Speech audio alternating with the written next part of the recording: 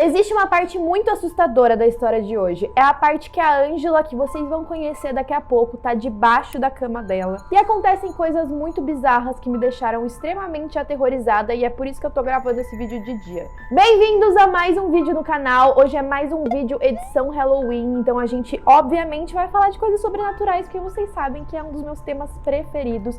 Então assim, já aproveita pra se inscrever no canal, já conta pra todo mundo que tá tendo especial de Halloween aqui no canal, vídeo toda terça, quinta e sábado, durante todo o mês de outubro. Nossa, falei tudo enrolado. Mas entenderam, né? Vídeo toda terça, quinta e sábado, durante todo esse mês. Vai ter muitos conteúdos de lendas urbanas, de histórias sobrenaturais, de tudo que a gente gosta. Então se inscreve, me sigam nas outras redes sociais. Se vocês quiserem enviar temas, fiquem à vontade para colocar tanto aqui nos comentários quanto no meu Instagram, que eu vou estar recebendo e tô anotando várias ideias de vocês. E hoje a gente vai falar de uma história que ficou conhecida como Terror em Long Island. Pra falar bem a verdade, essa história não é muito conhecida. Eu mesma conheci há pouco tempo, mas eu fiquei muito interessada. Mas enfim, bora pro caso.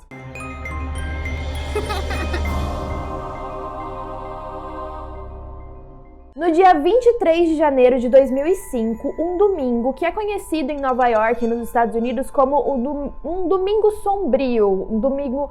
É Black Sunday, a gente não sei como fica a tradução certinha aqui em português, e pra não falar besteira eu vou falar em inglês, mas é um dia nos Estados Unidos que já é considerado como acontecendo coisas horríveis, e nesse dia em específico, em 2005, aconteceu um incêndio muito grave lá, que fez com que alguns bombeiros acabassem morrendo.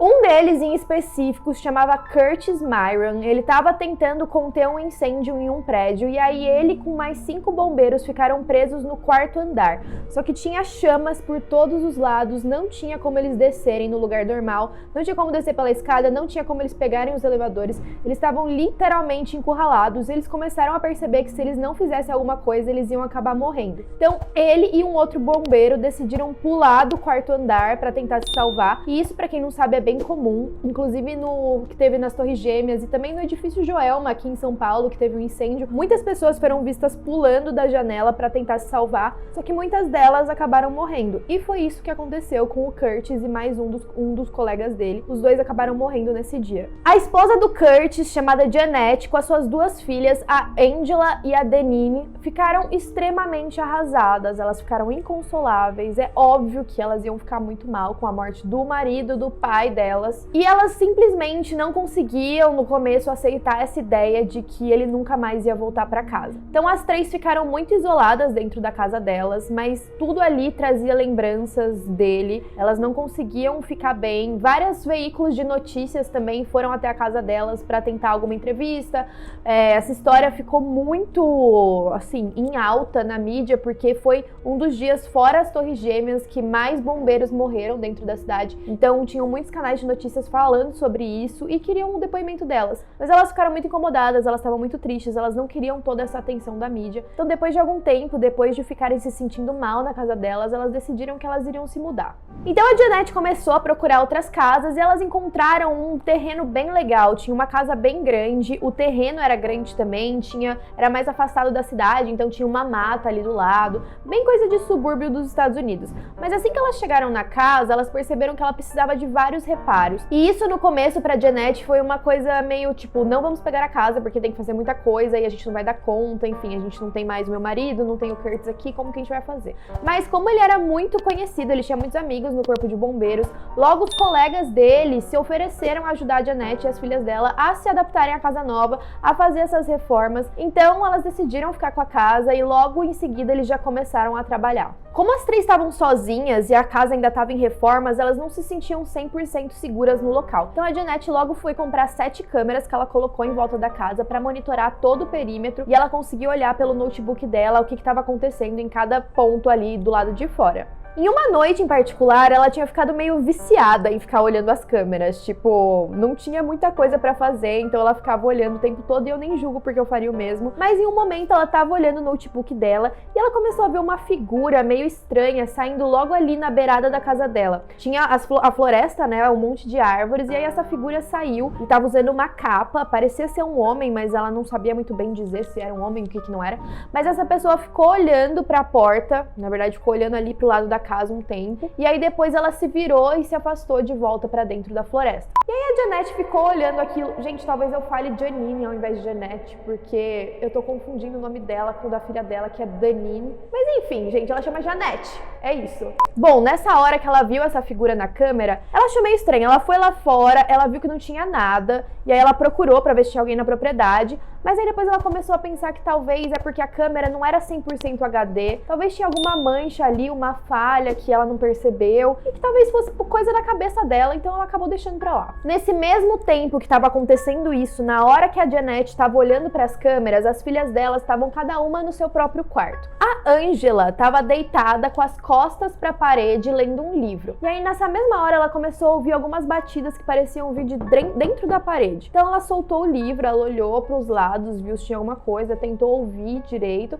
e aí ela abriu a porta e olhou para a mãe dela, que estava no andar de baixo. Pelas escadas ela conseguia ver o andar de baixo onde a mãe dela estava sentada com o notebook. Viu que a mãe dela estava parada lá, que não tinha sido ela que tinha feito barulho, então ela resolveu deixar pra lá e voltou pro quarto. Então quando ela volta pro quarto dela, ela começa a ouvir essas batidas de novo. E aí ela começou a ficar muito assustada, porque parecia de verdade que alguém estava batendo do outro lado da parede. Ela se escondeu embaixo dos cobertores, mas o que ela não sabia é que a irmã dela no outro quarto estava ouvindo a mesma coisa. Mas no caso dela, as batidas não estavam vindo da parede, mas sim da porta. Então a irmã dela, Janine, fez a mesma coisa. Ela saiu do quarto, viu que a mãe dela estava no notebook, que a irmã dela estava no quarto dela também, achou que tinha imaginado alguma coisa, e no momento que ela voltou de novo pro quarto, ela ouviu 3 batidas na porta. E aqui nesse canal a gente já falou sobre o número 3, é muito importante, sempre nessas histórias sobrenaturais ou de alguma coisa assim, tem coisas relacionadas com o número 3. O casal Ed e Lorraine Warren também já falaram bastante sobre o número 3, são sempre 3 batidas, 3 garras, várias coisas relacionadas ao número 3, como se fosse uma forma de deboche. Mas isso é história para um outro vídeo e depois a gente entra nesse assunto. As meninas, no dia seguinte, elas conversaram uma com a outra e elas descobriram que as duas tinham ouvido o mesmo tipo de barulho. O engraçado é que elas continuaram ouvindo esse barulho pela noite toda, mas em algum ponto elas conseguiram dormir. Nesse mesmo momento, todos os dias, durante o dia, os bombeiros estavam indo na casa fazer as reformas. Então eles começaram ali pelo porão, óbvio, sempre tem um porão nessas histórias. E quando eles chegaram no porão, eles viram que tinha muita coisa do morador antigo. Tinha mobília, tinha várias caixas, tava tudo uma bagunça, uma sujeira. Então eles falaram, bom, a gente precisa começar tirando todas essas coisas aqui do porão para poder começar a reforma daqui de baixo. Assim que eles começaram a tirar as coisas de lá, um dos bombeiros, chamado Tom, que era um dos amigos mais próximos do Curtis, foi falar com a Janete porque ele percebeu que tinha um pentagrama desenhado no chão, embaixo de toda aquela sujeira que tava lá. Para quem não sabe, um pentagrama é uma estrela de 5 pontas envolta num círculo e muitas vezes é relacionada com rituais satânicos, apesar de não ser só sobre isso. Pelo amor de Deus. Bom, então o Tom foi falar pra Janete que tinha esse pentagrama, ela desceu pra ver e ele perguntou o que ela queria fazer com aquilo, O que eles iam fazer? Daí ela falou, não, pinta em cima, finge que não tava aí e segue o jogo, assim, não vamos contar pras meninas pra elas não se assustarem, mas é isso. Óbvio que esse já é o primeiro sinal vermelho,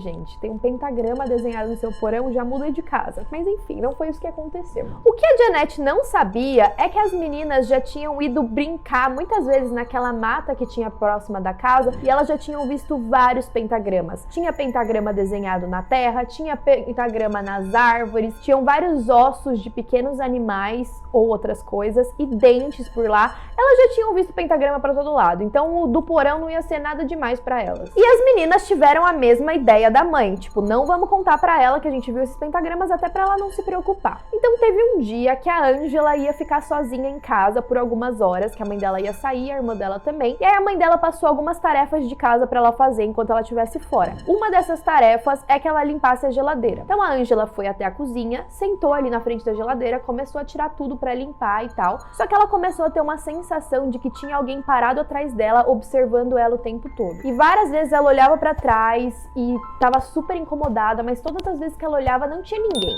Chegou em um ponto que ela ficou tão paranoica de que tinha alguém ali que ela já tava preparada pra voltar pro quarto dela e falar pra mãe dela quando ela chegasse que ela ia limpar a geladeira em um outro dia, porque ela não tava conseguindo ficar ali na cozinha. Mas aí ela ouviu uma explosão atrás dela, um barulho muito grande, e quando ela se virou, todas as portas dos armários estavam abertas, a geladeira tava tudo de cabeça pro ar e todo o conteúdo que tinha dentro dos armários também estava todo espalhado pelo chão. Então ela ficou muito assustada. Na hora ela subiu correndo pro quarto, ela se escondeu embaixo embaixo das cobertas e ficou lá. Quando a Jeanette chegou em casa, ela olhou a cozinha, viu aquela bagunça e começou a gritar desesperada, achando que alguém tinha invadido a casa. Ela começou a perguntar pela Angela, cadê você, cadê você? Até que ela finalmente encontrou a Angela no quarto. Ela tava muito abalada, ela não conseguia falar direito o que tinha acontecido. Mas depois de algumas perguntas e depois de algum tempo, a Jeanette se convenceu de que não tinha tido uma invasão. Ela procurou a casa inteira, viu que não tinha ninguém ali, e aí ela começou a acreditar na filha dela de que tinha realmente acontecido alguma coisa estranha. Bom, os próximos dias depois desse acontecimento abalaram muito a Angela. Ela disse depois em algumas entrevistas que tudo isso que aconteceu deixou ela mais afastada um pouco da família dela. Ela ficou mais retraída, mais quieta no quarto, ela tava com medo, a mãe dela não acreditava 100% nela. Vocês sabem que sempre tem essa coisa de filme de que a pessoa não acredita, e na vida real é igual, sempre tem a pessoa que não acredita no que tá acontecendo. E ao mesmo tempo, a reforma continuava, né? Pelo menos elas estavam ali seguras durante o dia, porque tinham vários bombeiros entrando e saindo, e aí chegou uma hora que eles iam reformar as paredes. Pra quem não sabe, nos Estados Unidos, a grande maioria das casas é feita de madeira, tem drywall assim, então eles começaram a reformar essa parte. Quando eles estavam reformando, eles encontraram um diário dentro da parede. Bom sinal não é. O diário parecia muito velho, ele tinha algumas cordas amarradas em volta dele, e aí um dos bombeiros encontrou e entregou para Jeanette. Ela começou a folhear o diário e descobriu que ele era de 1927 e aparentemente teria pertencido a uma garota chamada Cristina. A Cristina parecia ser muito nova e, com o tempo, o diário foi ficando cada vez mais macabro conforme ela lia. A Cristina falava muito do pai dela, falava de abusos, falava de coisas que ela sofria ali, falava de sangue. E depois de um certo tempo, o diário começou a ter alguns diagramas estranhos do que pareciam ser rituais tanto com seres humanos quanto com animais. E em um desses desenhos tinha uma parte que ficava embaixo da escada do porão, que era um cômodo que ninguém sabia muito bem para que servia. Era um cômodo todo de cimento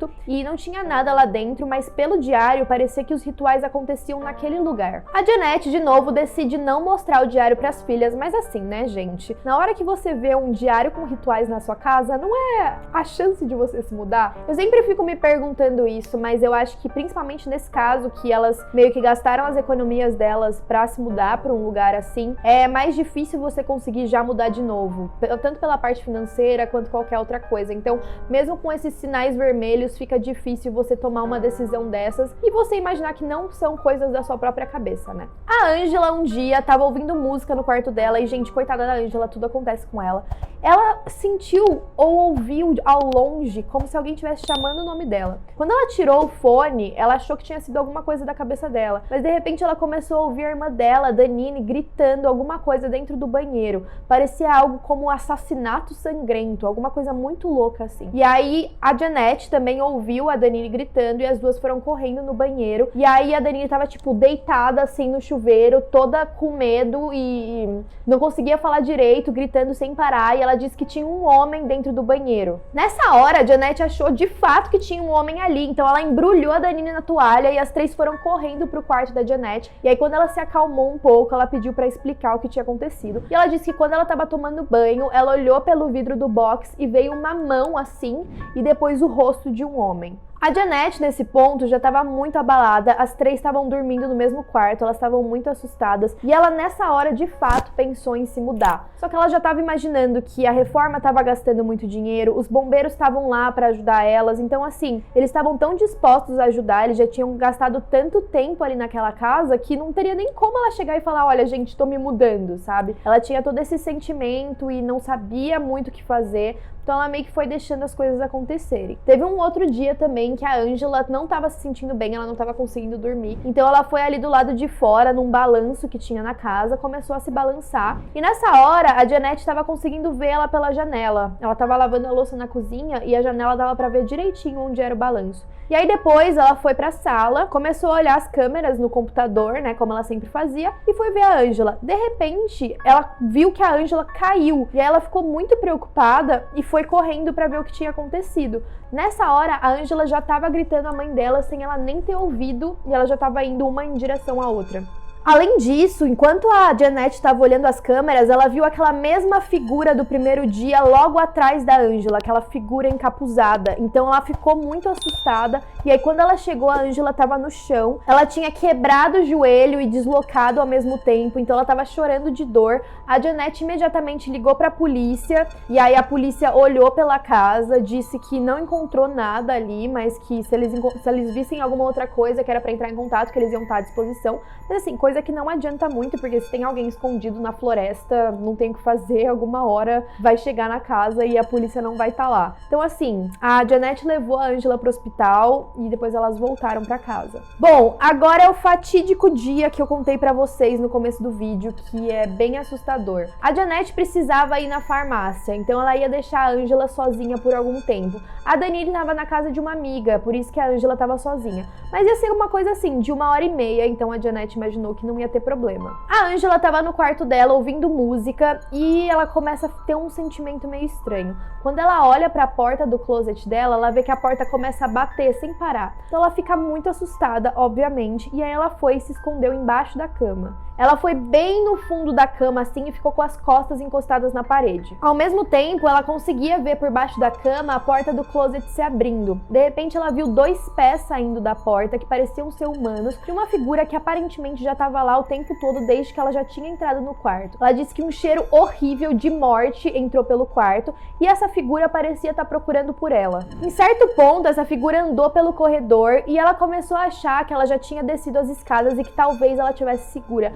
Mas de repente ela ouviu a figura correndo pra cima das escadas, entrando no quarto dela e subindo na cama onde ela estava embaixo. Então ela sente as molas da cama se abaixando logo em cima dela, como se a figura tivesse sentada ali. Quando ela olha pra frente, uma cabeça virada pra baixo olha pra ela com os olhos fundos, a pele grudada nos ossos, como se tivesse mumificada e muito branca. Então ela gritou e nessa hora a figura voltou pra cima da cama. Ela sentia que essa figura ainda estava ali em cima, mas ela estava aterrorizada e pelos próximos 44 minutos até a mãe dela chegar, ela só ficou deitada lá embaixo, morrendo de medo. Depois ela vê que a figura saiu de cima da cama, mas ela não conseguia ver pra onde.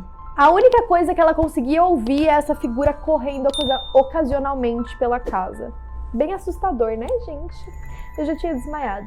Bom, quando a Janet chega em casa, a Angela começa a gritar desesperada, chamando a mãe dela. A mãe dela fica mais desesperada ainda, achando que alguma coisa tinha acontecido com ela. E aí, quando ela chega, a Angela tenta contar tudo o que aconteceu, diz que tem alguém na casa, que ela tava com muito medo, que ia voltar a qualquer momento. E a Janet fica muito preocupada. Ela decide pegar a Angela, elas entram no carro, vão até a casa da amiga da Danny, buscam ela. Todas elas vão pra casa dos pais da Janet, porque ela fala, não dá mais, tá acontecendo muita coisa errada nessa casa, a gente precisa fazer algo sobre isso. Finalmente, né? Nessa hora, a Janet decide ligar para alguns investigadores paranormais. Uma das investigadoras chamava Liz, ela foi até a casa e aí eles fizeram uma limpeza lá dentro. Quando ela fez essa limpeza, ela falou que foi uma limpeza bem difícil, que era muito pesado o clima, que ela ouvia vozes sussurrando e vozes cantando, e inclusive era uma das reclamações das meninas, elas também ouviam vozes pelas paredes. E aí depois que ela fez essa limpeza, as meninas decidiram voltar a morar na casa. A Janet e as 2 filhas disseram que depois dessa limpeza, aparentemente tudo voltou ao normal.